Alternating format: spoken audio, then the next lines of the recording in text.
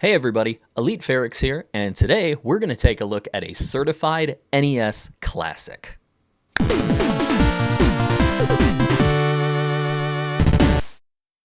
So if this is your first time watching the channel, welcome. What I like to do here is I talk a lot about 8-bit music, the kind you would hear on the NES for games like Super Mario Brothers and Metroid and Mega Man and all that good stuff. Occasionally I post and make my own 8-bit music as well. Today what we're going to do is kind of a mix of the both. So what I have queued up in FL Studio here is a remake of the original Brinstar theme from Metroid.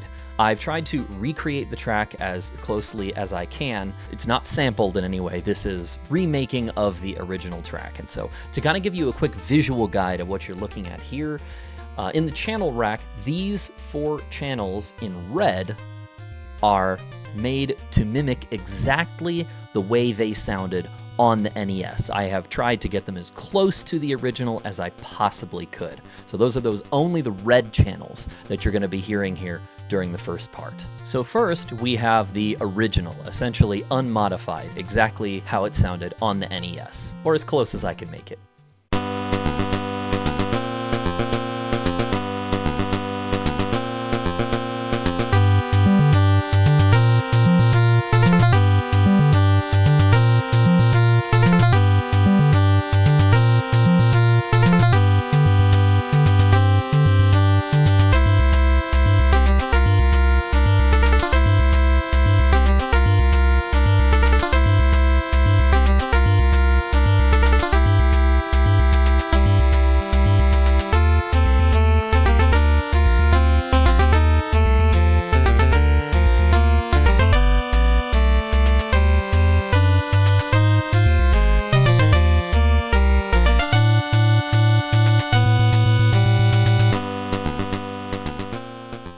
So the original, as you can see, is pretty simple. It's only got those 4 audio tracks built into it, 12.5 pulse. You can see it has a little bit of attack at the beginning, so it doesn't immediately bump in at full volume. It takes just a little bit of time to get up there, and then also very quickly decays down into a sustained volume of about half of its maximum. And that gives us these long kind of sweep notes as we go through.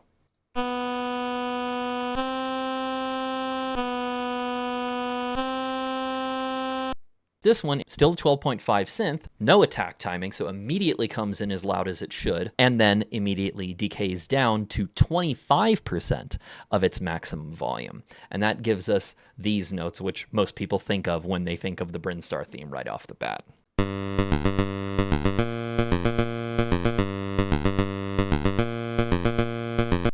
Then next we have our bass, which doesn't come in until the second pattern here.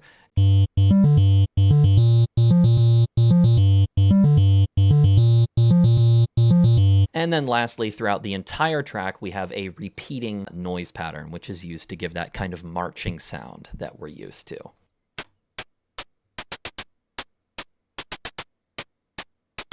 That is what makes the entire song. You can see as I go through here, it's only those channels, those 4 in red, that are playing through the original version of the track.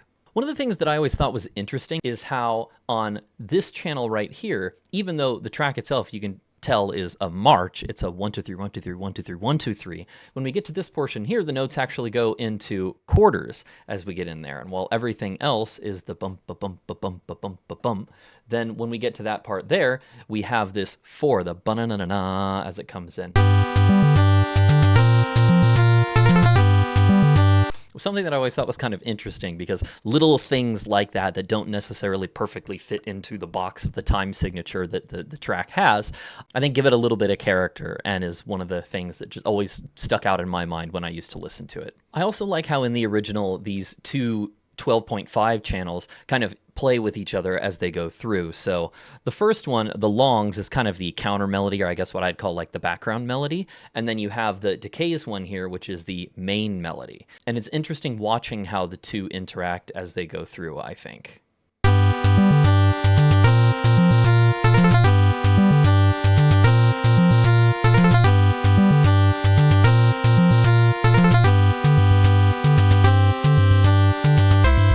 since the one has that louder start and then gets really quiet, while the other one is more of a sustained volume throughout, it allows them to kind of change places musically as things go on. So you have the more kind of bombastic sort of bom, bom, ba-na-na-na-na-bom, and then the less bombastic but more continuous background notes, the bum, ma, ma, ma. I just like how they play together since they're both the same instrument. They're both a 12.5 synth, and it kind of allows them to combine and blend together through different volumes as they go through. Always love this track. It's one of my favorites. So one of the things that I thought about is, as I've mentioned previously, I create 8-bit music and have for almost 20 years now. So I found myself thinking recently, how would I make this song differently if I were to use some of the skills that I use to create 8-bit music to instead make a track like this today? And so I first created what I called this modified version of the track, where I had a couple of rules for the most part. In the first pattern here, I did break the rule one time, and that was these bass notes that I added during the intro portion. But everywhere else throughout the track, I told myself I would not create any new notes. I would only modify the notes and either how or when they were played. And so those were the rules I kind of operated on. And I'll talk a little bit more about what that looked like after I do the playthrough. So here it is, the modified version of the Brinstar theme.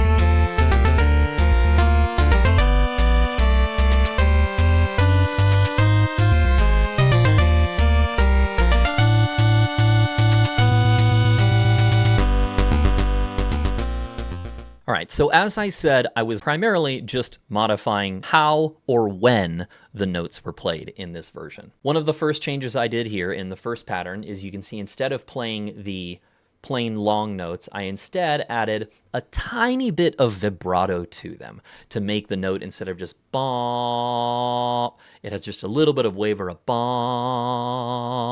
I've adjusted the depth of the vibrato just down to 5%. So it just takes a little bit and wavers it around. It just adds a little bit of texture to the note. I didn't actually change these ones at all, but instead I added a kind of a delay effect here. So I have these left and right versions of the channel, and that gives us this slightly spaced out version of it so that it fills up the left and right a little bit as it plays. Here's kind of what that sounds like.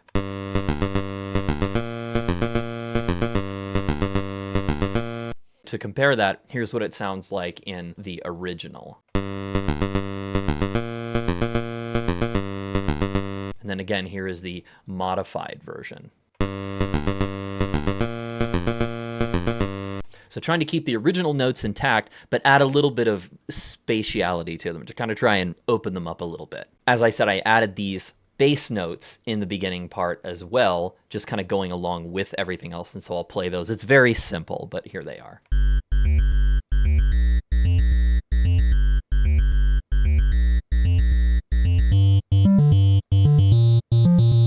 And it was just to kind of give it a little bit more of a tie-in to the next section so that it didn't feel like there was a drop-off anytime it returned back to that original pattern. Now, also here in that section where the bass notes come in, I added a second bass synth, keeping the same notes from the original, but instead giving it a 25% there. I know it's mislabeled. It still says 12.5. Shame on me. But instead, I took the notes from the original tri-bass and just bumped them down by 1 octave to kind of fill up the lower end of the bass a little bit as we went through. And so here again is the comparison side by side. Here is the original. And here is the modified version. And it sounds a little messy by itself, but what I found is that once it tied in with everything else, it just added a little bit of low-end texture to the bass that I thought rounded it out really nicely as I went through. And throughout the rest of this modified version, that's really all I changed. Like I said, I was trying to restrict myself from what I would do as I modified it, and sort of kept to those rules that I mentioned. It really was just adding those delays on the side and that little bit of vibrato in there, just to give things a little bit of texture. Now, of course, I couldn't leave it that way. I had ideas of other things I'd like to try as I went through. And so the last thing I did was create this expanded version of the original, in which I kind of said, no rules. I can add whatever I want. But I wanted to avoid changing the identity of the original track too much, so I did not add any new main melody notes. Instead, I focused on buffing up the background or maintaining other parts throughout that I liked to kind of round out the sound altogether. And I tried to give it a little bit more of a picked up march feeling as it went along. Anyway, here is the expanded version, my take on the original Brinstar theme.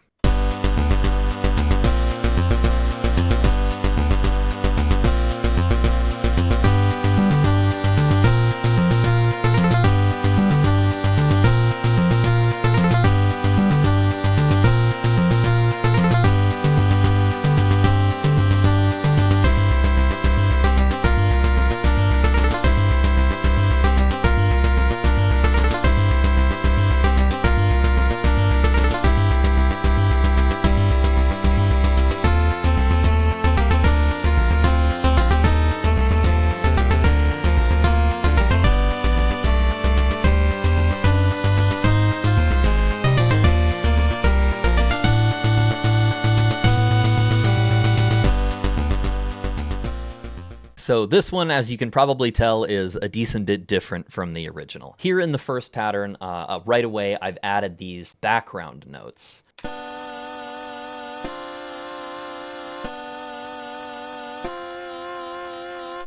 And so that's to kind of go along with these other parts as we go through.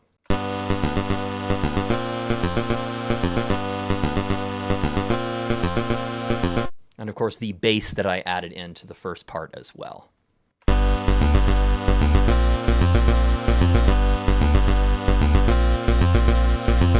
Now, originally we had these noise, hat kind of marchy sounds that were in here. I also added in a second part to kind of offset. So instead of just tick, tick, tick, tick, tick, tick, tick, tick, we have tick to tick to tick to tick to tick to tick to tick to tick to tick.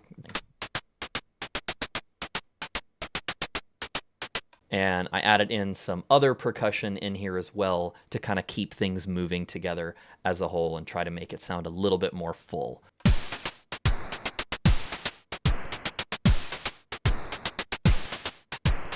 Then here in the second pattern of the expanded version, we have some other things that have come in. I've now added back in this second bass down here, and I chose to have these side background synths kind of parallel the main melody along the lines of what these notes were doing. So these ones here kind of set the standard for what was going on with the background notes there.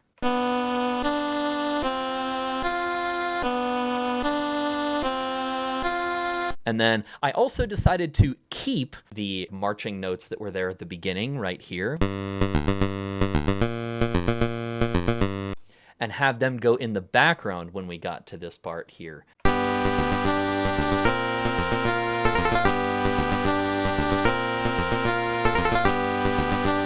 So all of those things put together there gave us the second pattern. Then here in the third pattern, we kind of have more of the same. I did make a little bit of a change with how I adjusted these background notes here, and I had to find a way to fit these other notes back in because now things have changed a bit. So here is what those sound like in here along with the bass and some of these other notes, just so you can kind of hear what I changed.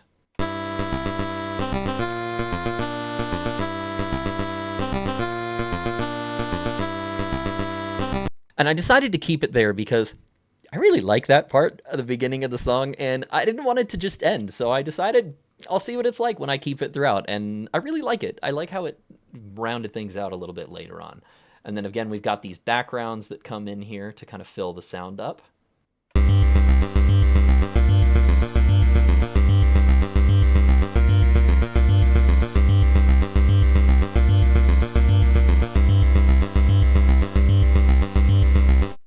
And then we have the final one that brings it all back around, the last pattern here, where for the most part, again, these other sections have remained unchanged. The major differences were adding this part back in and adding in these background notes as we went along. So I'll play just those for you so you can hear what I specifically added and how it kind of changed this section.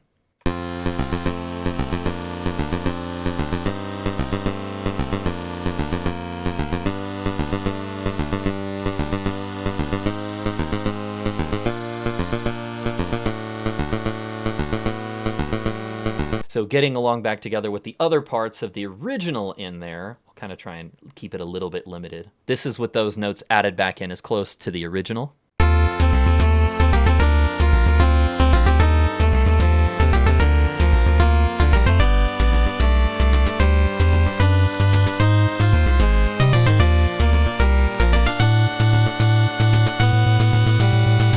And then everything back together for a full playthrough of the last pattern.